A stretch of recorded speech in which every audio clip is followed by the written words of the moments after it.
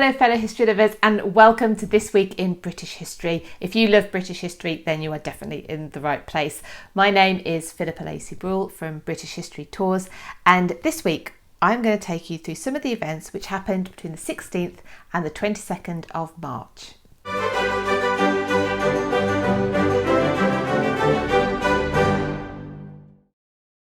So this week we are looking at events which happened between the 16th and the 22nd of March. And as I always say, some of them, not all of them, that would be huge. You wouldn't want to stay here that long and I wouldn't have anything to talk about next year.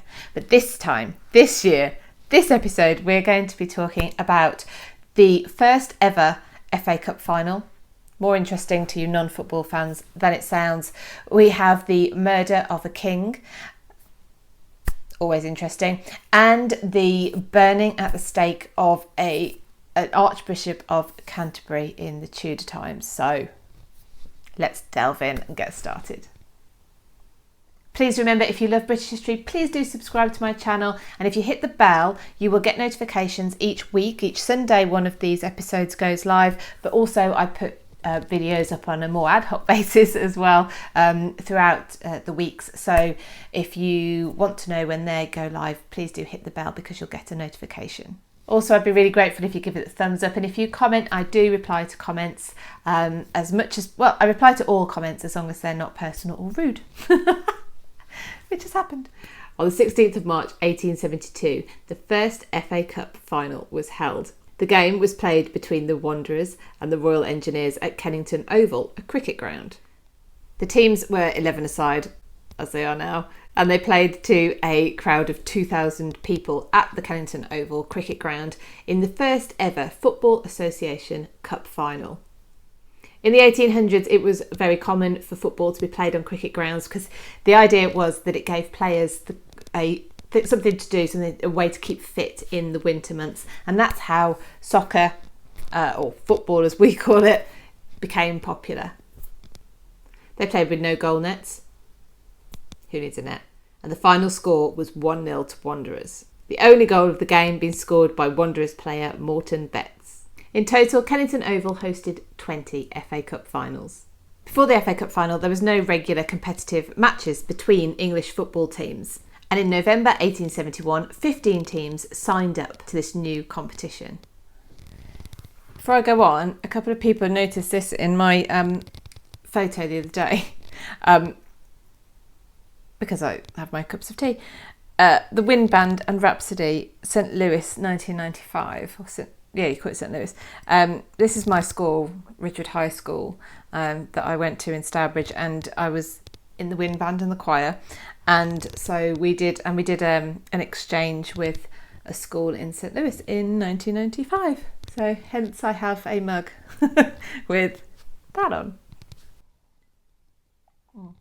Now I'm going to have to read you the teams because there's no way I would remember 15 teams. But this is interesting because they're not actually all location based. So we have Barnes, the Civil Service, Hitchin, Crystal Palace, which isn't the same as the current day Crystal Palace, Maidenhead, Marlow, Queen's Park in Scotland, Donington School, Upton Park, Clapham Rovers, Royal Engineers, Reigate Priory, Wanderers, Harrow Checkers and Hampstead Heathens.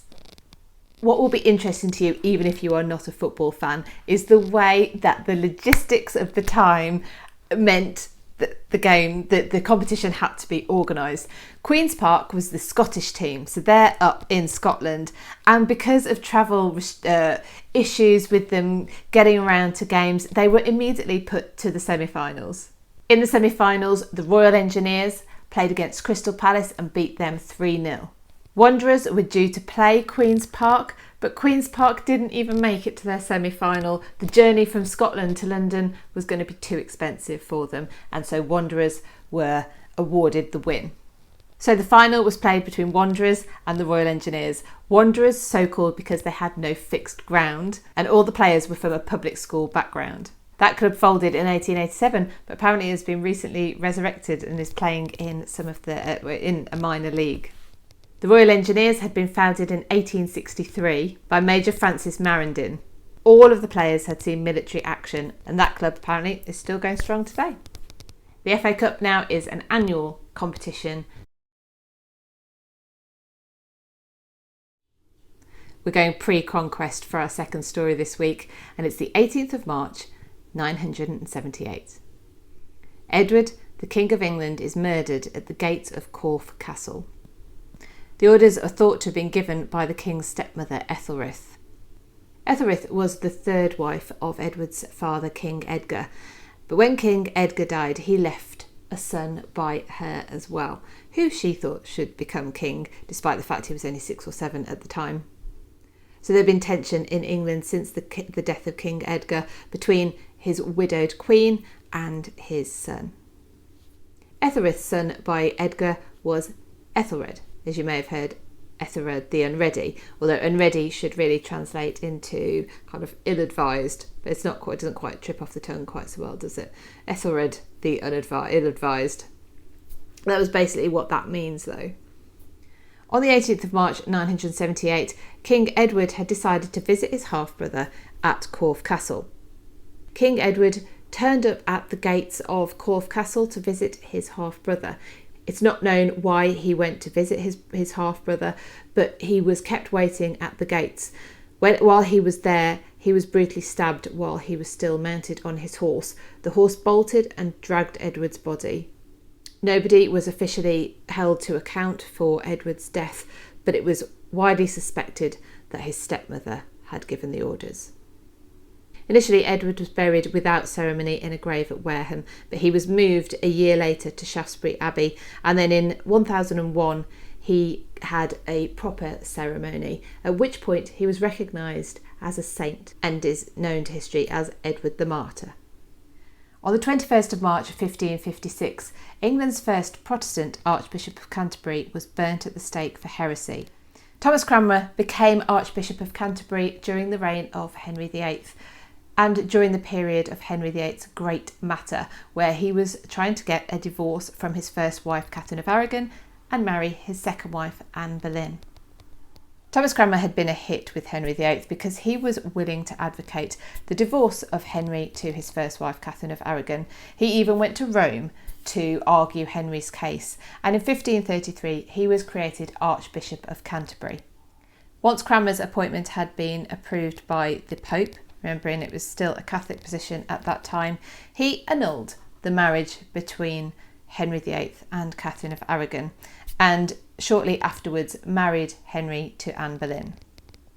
Thomas Cranmer had worked through the rest of Henry VIII's reign, into the reign of his son Edward VI and the short reign of Queen Jane, but now Mary I was on the throne, not only a staunch Roman Catholic, but the daughter of Catherine of Aragon, whose marriage Thomas Cranmer had annulled. It is not surprising, therefore, that Mary loathed Thomas Cranmer, not only for what he stood for on religious grounds, which were completely against her own beliefs, but he had had a personal impact on her. When Henry VIII, we say divorced, but that he basically had the marriage annulled, what that basically meant was he was saying that this marriage had never happened. This was never a lawful marriage. Therefore, any children from that marriage were illegitimate. So overnight, Mary went from being princess to an illegitimate bastard child of Henry VIII. And also from that point, Mary, who was extremely close to her mother Catherine, were forbidden from seeing each other, and they never saw each other again in life. So it's not surprising, therefore, that Mary had an axe to grind with Cranmer. He was tried for heresy and treason and found guilty on both charges, and he was put in prison in Bocardo Prison in Oxford, awaiting execution. Because he had the title of Archbishop, the decision had to be confirmed by the Pope. Once that confirmation was received, then his execution was set and he was burnt at the stake in Oxford. This was a clear signal. England was going back to Catholicism. Thank you so much for watching this episode of This Week in British History. I really appreciate you waiting till the end. And So a big thank you from me. Please do remember to subscribe and like and do share and do all that kind of stuff if you've enjoyed it, and if you want to help me spread the word about this. This is also available as a podcast, or if you're listening on the podcast, it's available as a YouTube video, because I know people, I know myself, I like to sometimes watch, but I listen to podcasts in my car and in the kitchen and stuff. So it's available in both ways. Thank you very much for joining me this week, and I will see you again next time. Bye.